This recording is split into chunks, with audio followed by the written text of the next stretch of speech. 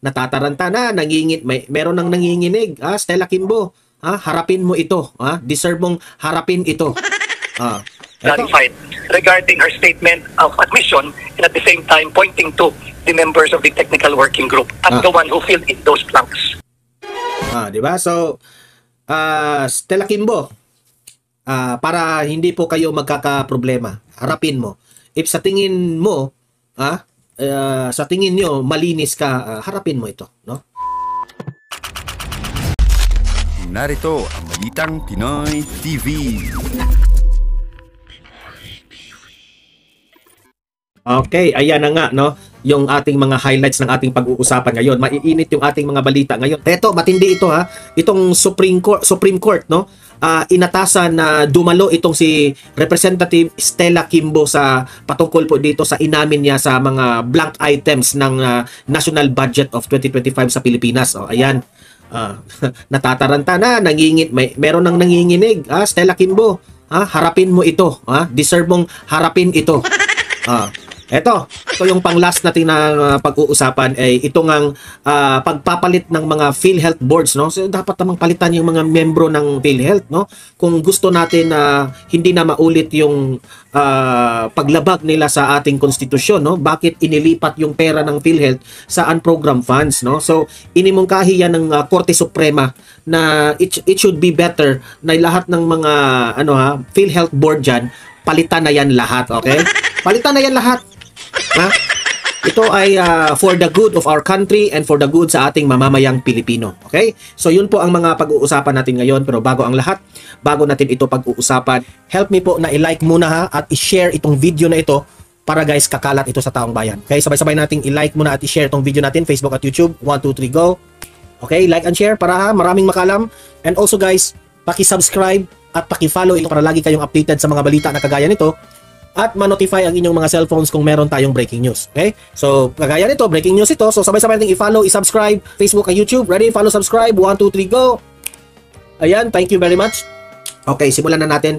Ito nga, ito yung sinabi ni itong Supreme Court, no? Pinapatawag na itong si Stella Kimbo.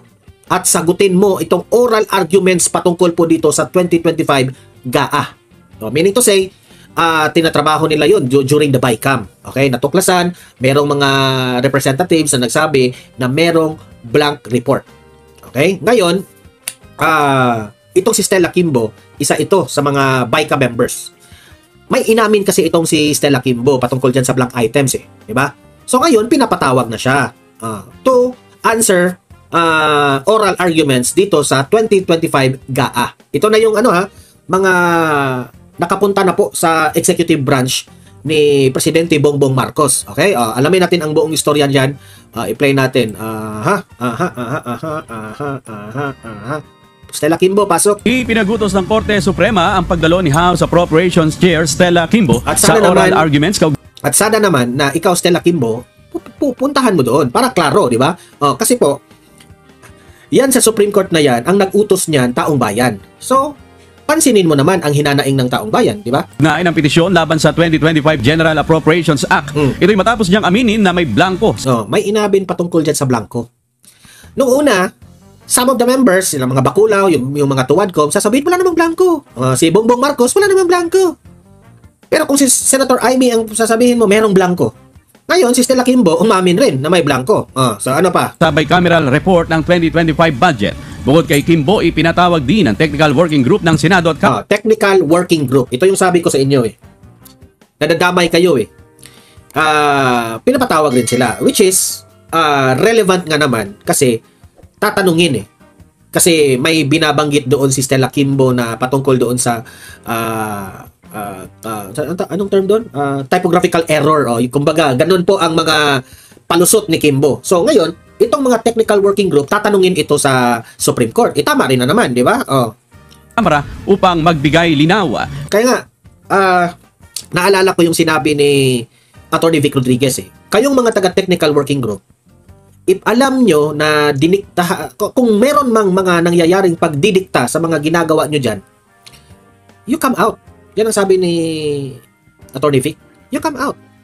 Kasi hindi po pwede na ikaw ay nagtatrabaho dyan tapos pilit kayong ipagawa ang bagay, ha? Especially sa yung mga nag-i-encode na doon sa mga reports, no? Kayo po ang kayo kasi nasa technical kayo. Kayo po ang pangunahing imbestigahan patungkol po dito. Kasi ito posible itong mangyari. I'm not saying na nangyari na ito, ha, pero ito ay possible. What if itong mga kongresista na ito, ang gusto talaga nilang mangyari, lagyan ng mga blanco. Okay? Kasi para they will just fill in the blanks para kasi nakapirma na lahat eh. I-fill in the blanks lang nila para makakulimbat pa sila. Ganon, pwede yan, no? At the end of the day, pwedeng sabihin ng mga kongreso, hindi naman namin ginawa yan eh. Mali yan sa technical. I-blame na ngayon ang mga technical working groups. Ako pa sa iyo, according to Attorney Vic, you come out na lang. Di ba? Meron bang nagdidikta sa inyo? O talagang may mali kayo? Posible rin, ha? Na itong mga blank items na ito ay kasalanan ng technical working groups. Pwede rin yun. Pero sa analysis po ng mga eksperto, like Attorney Vic, hindi talaga mangyari. Malabo na i-blame natin ang technical working groups. Kaya advice ni Attorney Vic sa mga technical working groups, you come out, tell the truth, okay? Huwag kayong matakot. Hindi naman kayo government official eh, di ba? So tell the truth kasi there will come a time na itong mga kabalastugan na ginagawa ng mga government officials, kayo yung i-blame at the end of the day. Kung sila po ay natrap na, wala na silang option, kayo yung i-blame. Mapiligro pa yung nyo, yung kalagayan nyo. Yun ang mga possibilities, ha. Hindi ko sinabing nangyari na yan o ganon, ganyan. That will be possible. Mga lang ito. Future analysis ko lang ito. Ayon kay Representative Franz Castro, tama lamang na humarap sila upang magkaroon ng transparency sa BICAM process. Sige, humarap kayo at mag-explain kayo, no? Para magkaroon rin naman ng hustisya ang mga tanong ng taong bayan. Si Kimbo ang nag-admit na may blanco, pero sinabi niya ito raw ay ministerial at iniwan na lang nila para sa mga miyembro ng technical working group. Kawawa naman yung technical working group. Ayan. Gusto kong kumanta, guys. May kanta ako, ha. Gusto kong kumanta. Hugas kamay. Ta-na-na-na-na-na, iwagayway. Na-na-na-na-na-na-na, hugas kamay. Ay, nako, grabe. Wala lang, yun lang, opinion ko yan, ha, na meron ng mga humuhugas ng kamay dyan. Yung mga empleyado ng Senado at ng mababang kapulungan to fill in the blanks in the Bicameral Conference Committee report. And I think the court would want to be clarified regarding her statement of admission and at the same time pointing to the members of the technical working group at the one who filled in those blanks. Di ba? So, Stella Kimbo, para hindi po kayo magkakaproblema, harapin mo. If sa tingin mo, sa tingin nyo, malinis ka, harapin mo ito, no? And I believe na malinis ka, Kimbo, kaya harapin mo na lang. Yeah? Harapin mo, sagutin mo, Kimbo. Kung, kasi, yan naman talaga ang magiging argumento nyo, malinis kayo, di ba? Sige nga, patunayan nyo. You explain, harapin mo itong mga tanong, di ba?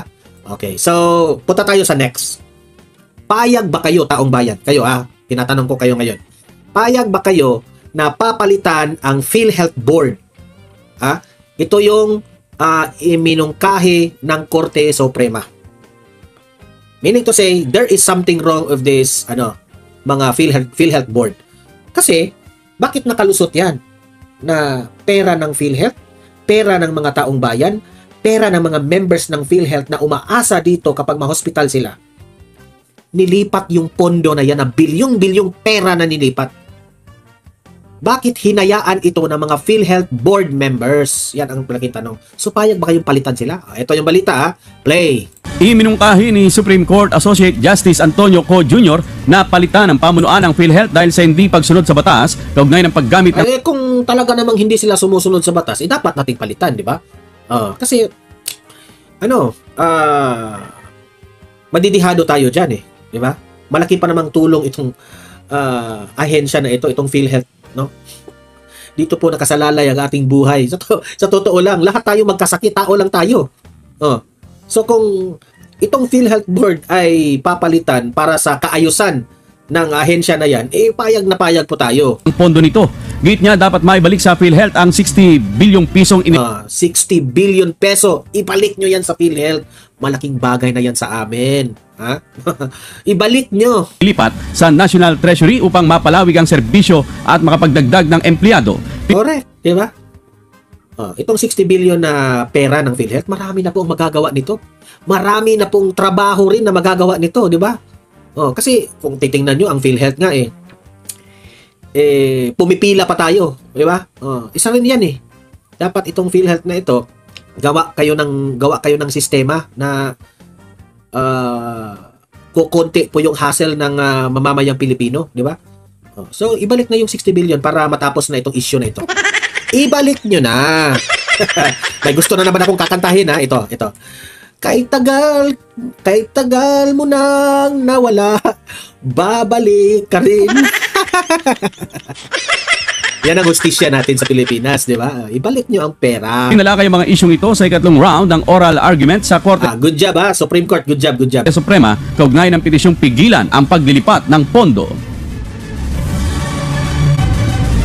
Probably it's time to overhaul PhilHealth and change the board for not complying what the law requires. So sa tingin nitong si Associate Justice Antonio Co. Jr., ang Supreme Court, kung sa tingin niya may nilabag itong mga PhilHealth board sa ating konstitusyon, dapat may karapatan kayong tanggalan ng trabaho at palitan kayo ng mga matitino na mga Pilipino. Di ba tama? Good job, Associate Justice Antonio Co. Jr. Good job sa'yo, good job. So, yun po ang ating sitwasyon ngayon sa PhilHealth. Ayan, ang sarap ng kape, guys. Okay, so kayo na po ang mag-comment, mag-react sa mga pinag-usapan natin, no? Patuloy ang ating discussion sa comment section. Kung meron man kayong mga argumento diyan, tanong, doon tayo magkita-kita sa comment section. Don't forget, guys, i-like at saka i-share itong video na ito para makatulong kayong kakalat ito, at magising po ang ating mamamayang Pilipino. And at the same time, mag-subscribe na rin kayo sa mga bago pa lang dito sa Don Mar TV para you will be updated, okay, sa mga ganitong klaseng balita.